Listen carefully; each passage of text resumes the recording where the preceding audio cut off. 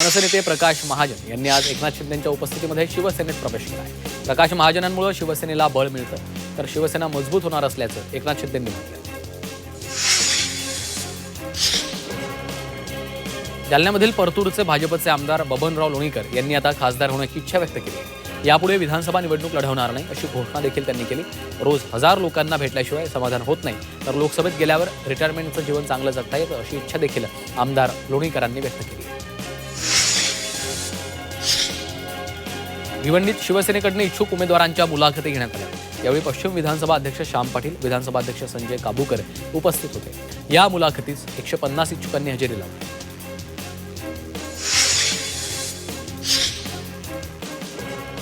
नागपूरमध्ये राष्ट्रवादीच्या नेत्या आभा पांडे यांनी उमेदवारी अर्ज दाखल केला. पक्षाच्या वरिष्ठ नेत्यांच्या आदेशानंतर उमेदवारी अर्ज दाखल केल्याचं आभा पांडे यांनी म्हटलंय. प्रभाग 21 मधून जोरदार शक्ती प्रदर्शन करत उमेदवारी अर्ज दाखल करण्यात आला. अकोल्यातील नागरिकांचं तसंच विविध समाज घटकांचं मत जाणून घेण्यासाठी भाजपनं एक अभिनव उपक्रम राबवलाय. आगामी पालिका निवडणुकीच्या पार्श्वभूमीवर भाजप नवसंकल्पनामा प्रकाशित करणार आहे. त्यासाठी थेट नागरिकांकडून सूचना आणि अपेक्षा जाणून घेतल्या जाणार. त्यासाठी तब्बल 225 ठिकाणी मतपेट्या लावून नागरिकांची मतं आणि सूचना संकलित केली जाणार. येवला तालुक्यातील धुळगाव पिंपरी शिवारामध्ये सुरू असलेल्या पालखेड डाव्या कालव्याच्या काँक्रिटीकरणाच्या कामाला स्थानिक शेतकऱ्यांनी विरोध केला. काँक्रिटीकरणामुळे नैसर्गिक गळती थांबून परिसरातील विहिरी, कूपनलिका आणि शेतीला मिळणाऱ्या पाण्यावर परिणाम होईल असा आरोप शेतकऱ्यांनी केला आहे. नाशिक महापालिकेच्या इच्छुक उमेदवारांनी तब्बल 3705 फॉर्म्स विकत घेतले. अवघ्या 4 इच्छुक उमेदवारांनी अर्ज भरले. जोपर्यंत भाजप, शिवसेना आणि राष्ट्रवादी यांच्यामध्ये युतीबाबत निर्णय होत नाही तोपर्यंत इच्छुकांच्या अपेक्षा टांगणीला लागल्याचं पाहायला मिळतं.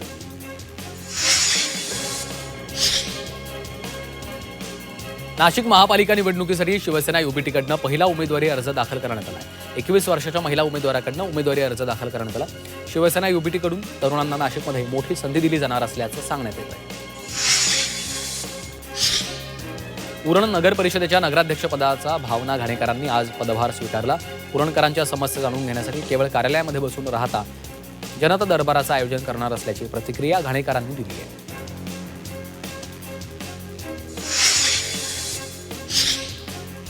मुंबई महापालिकेच्या निवडणुकीसाठी मराठीबरोबरच इंग्रजी भाषेतही नामनिर्देशन पत्र आणि शपथपत्र सादर करण्याची मुभा देण्यात आली.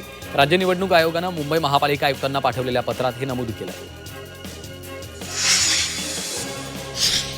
संभाजीनगर महापालिका निवडणुकीसाठी उमेदवारी अर्ज भरण्याची प्रक्रिया 23 डिसेंबरपासून सुरू झाली आहे. तरीही संभाजीनगरमध्ये प्रशासकीय यंत्रणेत मोठी ढिलाई दिसून येते. भरारी पथक आणि व्हिडिओ सर्वेक्षण पथक 3 दिवस उलटूनही प्रत्यक्ष मैदानामध्ये सक्रिय झालं नाही. गेल्या काही वर्षात पोलीस भरतीसाठी येणाऱ्या उमेदवारांची संख्या वाढत चालली आहे. मुंबईसह राज्यात पोलीस दलातील वेगवेगळ्या 15,405 पदांसाठी तब्बल 16,52,850 उमेदवार मैदानामध्ये उतरलेत. सरासरी काढल्यास एका पदासाठी 108 उमेदवार आहेत. कोल्हापुरातील इचलकरंजी महापालिकेसाठी 95% जागेवर भाजपचे उमेदवार निश्चित करण्यात आले. या संदर्भातील यादीवर मुंबईत शिक्कामोर्तब करण्यात आलं. इचलकरंजी महापालिकेत भाजपमध्ये आवाडे आणि हळवणकर या दोन्ही गटांना समसमान संधी देण्यात आली आहे.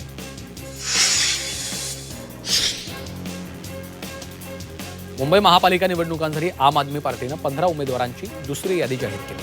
आपकडनं आतापर्यंत एकूण 227 पैकी 36 उमेदवार घोषित करण्यात आलेले आहेत.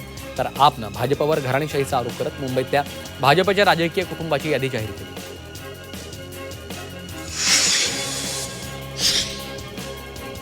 नाशिकसह मालेगाव महापालिकेच्या निवडणुकीसाठी आरपीआयचे एबी फॉर्म तयार झाले. मात्र अद्याप युतीसाठी आरपीआय प्रतीक्षेत आहे. त्यामुळे पूर्ण ताकदीने आरपीआय निवडणुकीमध्ये उतरेल असा इशारा दिला आहे.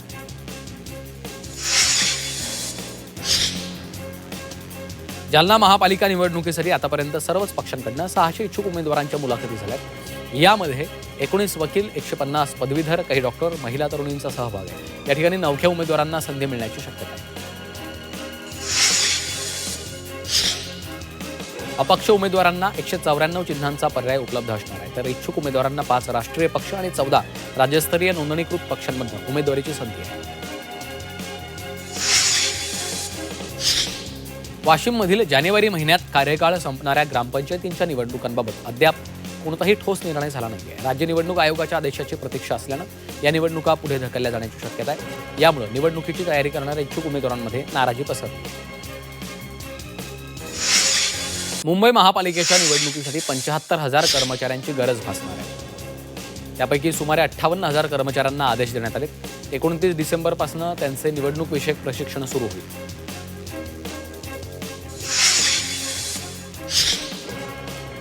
यवतमाळमध्ये नगरपंचायत मुख्याधिकाऱ्यांविरोधात व्यापाऱ्यांनी मोर्चा काढला.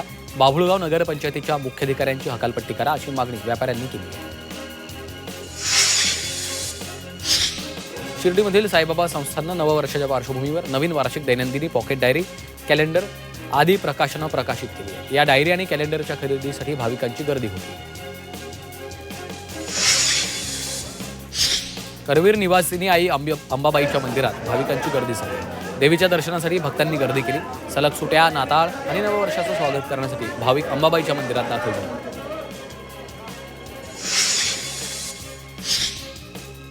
पद्मश्री, पद्मभूषण आणि पद्मविभूषण तसंच भारतरत्न या पुरस्कारांबाबत उच्च न्यायालयानं महत्त्वाची टिप्पणी केली.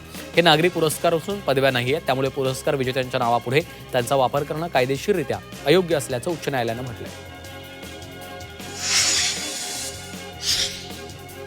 कोल्हापूर रत्नागिरी महामार्गाच्या कामाबाबत 15 जानेवारीपूर्वी प्रतिज्ञापत्र सादर करावे असे आदेश कोल्हापूर सर्किट बेंचनं दिले. नॅशनल हायवे अथॉरिटी ऑफ इंडियाला हे आदेश देण्यात आले. महामार्गाचं कामकाज दिलेल्या मुदतीमध्ये झालं नसल्यानं जनहित याचिका दाखल करण्यात आली आहे. यवतमाळ जिल्हा परिषदेनं वादग्रस्त प्रश्न विचारणाऱ्या कंपनीला 4 लाखांचा दंड ठोठावलाय.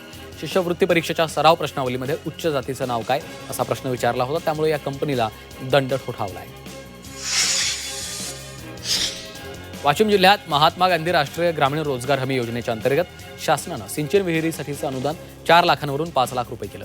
मात्र अद्याप 5 लाख रुपये अनुदानाच्या सिंचन विहिरीचे प्रस्ताव स्वीकारले जात नाहीये. त्यामुळे विहीर मंजुरीच्या प्रतीक्षेत असलेल्या शेतकऱ्यांमध्ये नाराजी पसरलेली आहे. शहापुरातील दळखण ग्रामपंचायतीनं ग्रामसभेत दारूबंदीचा ठराव मंजूर केला. त्यामुळे आता दळखणमध्ये दारू पिणं मना आहे. या ठरावाला महिलांनी एकमुखी पाठिंबा दिला तर उभी बाटली आडवी करण्याचा निर्धार केला. अभिनेत्री आणि खासदार कंगना रनौत यांनी 12 ज्योतिर्लिंगांपैकी एक असलेल्या घृष्णेश्वर मंदिराला भेट दिली. यावेळी कंगना यांनी मंदिरामध्ये विधिवत पूजा करत अभिषेकही केला. पहाटेच्या सुमारास मंदिरात पोहोचून कंगना यांनी दर्शन घेतलेलं आहे. पंढरपुरातील विठ्ठल रुक्मिणीच्या दर्शनासाठी भाविकांची गर्दी वाढली. नाताळच्या सुट्यांमुळे अनेक जण देवदर्शनाला प्राधान्य देत आहेत. त्यामुळे मंदिर परिसर आणि शहरात पर्यटकांचा ओघ वाढला तर हॉटेल्स, भक्तनिवास फुल झाली. पश्चिम रेल्वेच्या टीसींना कौशल्य वाढवण्यासाठी प्रशिक्षण दिलं जात आहे. आतापर्यंत 800 कर्मचाऱ्यांचं प्रशिक्षण पूर्ण झालं. बनावट तिकीट ओळखणं, विना तिकीट प्रवाशांना ओळखणं असे धडे टीसींना दिले जातात. PMPML प्रशासनानं चालकांना प्रशिक्षण देण्याचा निर्णय घेतलाय. बस गाड्यांच्या वाढत्या अपघातांमुळे हा निर्णय झाला. या प्रशिक्षणाचा खर्च 48 लाखांपेक्षा अधिक आहे. समृद्धी महामार्गावर सुसाट धावणाऱ्या वाहनधारकांना आता चाप बसणार आहे. रस्ते विकास महामंडळानं या महामार्गावर 1,500 CCTV कॅमेरे बसवायला सुरुवात केली आहे. त्यामुळे वेगमर्यादेचं उल्लंघन करणं वाहनधारकांना महागात पडणार आहे.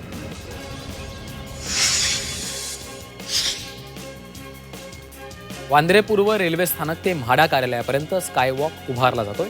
हे काम अंतिम टप्प्यात आलंय. मात्र या कामाचा खर्च 17 कोटी रुपयांनी वाढला आहे. या कामामुळे काही जलवाहिन्या देखील बाधित होत असल्यामुळे त्या स्थलांतरित करण्याच्या कामासाठी हा खर्च आलेला आहे.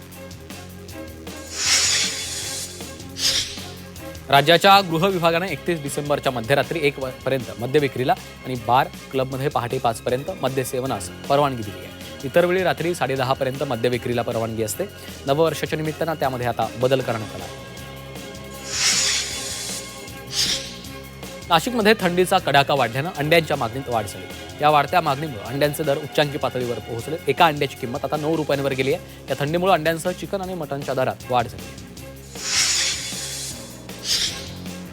हिंगोलीतील कुरुंदामध्ये वृक्षप्रेमींनी 120 फुलांची झाडं लावली आहेत. बीडमधील सह्याद्री देवराईला कोणीतरी आग लावली होती. या आगीमुळे शेकडो झाडं जळून खाक झाली आहेत. या घटनेच्या निषेधार्थ हिंगोलीतील वृक्षप्रेमींनी झाडं लावून निषेध व्यक्त केला.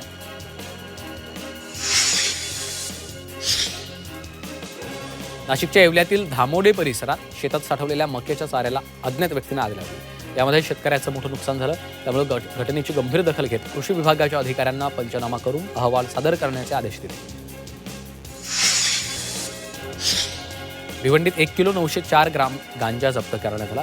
गुन्हे शाखेच्या युनिट 2नं कारवाई केली. पोलिसांनी या कारवाईत एकाला अटक केली असून त्याच्याकडनं एक पिस्तूल आणि एक जिवंत काडतूस जप्त केलं. चोरी प्रकरणामध्ये फरार असलेल्या आरोपींना कल्याण तालुका पोलिसांनी अटक केली आहे. पोलिसांनी थेट यूपीमधनं अटक करून गुन्ह्याचा छडा लावला. पोलिसांनी या कारवाईत आरोपीकडनं 7 लाखांची रोकड जप्त केली आहे. अकोल्यातील बार्शी टाकळीमध्ये ड्रग्ज प्रकरणात कारवाई करण्यात आली. अकोला पोलिसांनी उल्लेखनीय कामगिरी करत एका वर्षापासून फरार असलेल्या आरोपीला अटक केली आहे. या आरोपीला 28 डिसेंबरपर्यंत पोलीस कोठडी सुनावली आहे.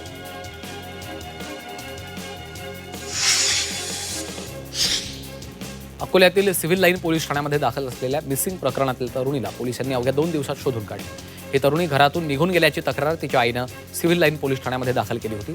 तक्रार दाखल होताच पोलिसांनी तातडीनं तपास सुरू करत शोधमोहीम राबवत तरुणीची सुखरूप सुटका केली आहे. सोलापुरातील आरटीओच्या मोटार वाहन निरीक्षकासह खासगी व्यक्तीला अटक करण्यात आली आहे. चेकपोस्ट पास करण्यासाठी 2,500 लाच घेतल्या प्रकरणात कारवाई केली.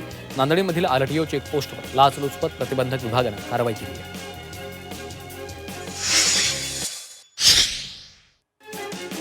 वर्ध्याचे नवनियुक्त पोलीस अधीक्षक यांच्या कार्यालयामध्ये एका दिव्यांग बांधवानं आपल्या अडचणींबाबत लेखी तक्रार दिली. ही तक्रार समजताच पोलीस अधीक्षकांनी दिव्यांग बांधवांची भेट घेतली. दिव्यांग बांधवांना 100% न्याय दिला जाईल असं आश्वासन त्यांनी दिलं. सार्वजनिक ठिकाणी कबुतरांना खायला दिल्याबद्दल न्यायालयानं एका व्यावसायिकाला दोषी ठरवलंय. या कृत्यामुळे आरोग्याला धोका निर्माण झाला असून सरकारी आदेशाचं उल्लंघन केल्याचं न्यायालयानं स्पष्ट केलं. बीडच्या अंबाजोगाई तालुक्यातील जवळगाव शिवारात कौटुंबिक वादातनं सख्या साडूनच एकाचा खून केला. भाडोत्री मारेकऱ्यांच्या मदतीनं हा खून केल्याचं उघड झालंय. मृतदेहाचा तपास करताना सीसीटीव्ही फुटेज, तांत्रिक विश्लेषण आणि खबऱ्यांच्या माहितीतनं पोलिसांनी गुन्ह्याचा छडा लावला. यवतमाळच्या वणीमध्ये घरफोडी केल्याप्रकरणात कारवाई करण्यात आली आहे. पोलिसांनी या प्रकरणी 2 आरोपींना अटक केली. या आरोपींकडनं चांदीचं साहित्य, इलेक्ट्रॉनिक वस्तू असा मुद्देमाल जप्त केला. भंडाऱ्यातील लाखांदूरमध्ये टायर फुटल्यानं प्रतीक उईके यांच्या गाडीचा अपघात झाला. सुदैवाने या घटनेत कुठलीही हानी झाली नाहीये. या अपघातामध्ये गाडीचं मात्र मोठं नुकसान झालं. गोंदिया जिल्ह्याच्या तिरोडा तुमसर मार्गावर दुचाकीनं ट्रॅक्टरला जोरदार धडक दिल्याने अपघात झाला. यामध्ये एकाचा जागीच मृत्यू झालाय तर एक जण जखमी झाला. त्याला उपचारासाठी रुग्णालयात नेताना त्याचाही मृत्यू झाला. भिवंडीतील पडघा कुंभेरी नदीजवळ भरधाव 4 चाकीनं दुचाकीला धडक दिल्याने भीषण अपघात झाला.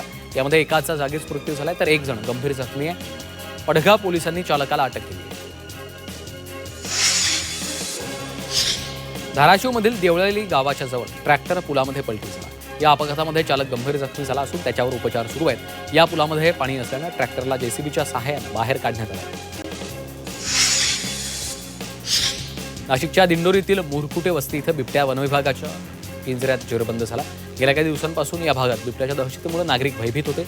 अखेर वनविभागाच्या पिंजऱ्यात हा बिबट्या जेरबंद झाला. अहिल्यानगर जिल्ह्यात बिबट्यांचा उपद्रव जास्त असलेल्या भागामध्ये वनविभागाच्या तर्फे AI संचलित सायरन बसवण्यात आले. बिबट्याची हालचाल दिसतात सायरन वाजले. त्यामुळे बिबट्या पळून जाईल आणि ग्रामस्थांना देखील सावधगिरीचा इशारा मिळू शकणार आहे. उच्च न्यायालयानं मुंबई महापालिकेच्या आयुक्त आणि इतर अधिकाऱ्यांवर कारवाईचा इशारा दिला. प्रदूषणाविरोधात पावलं उचलण्यात ढिलाई झाल्यास कारवाईचा इशारा दिला. खराब हवेच्या गुणवत्तेबद्दल चिंता व्यक्त करणाऱ्या याचिकांवर उच्च न्यायालयाने आदेश दिला.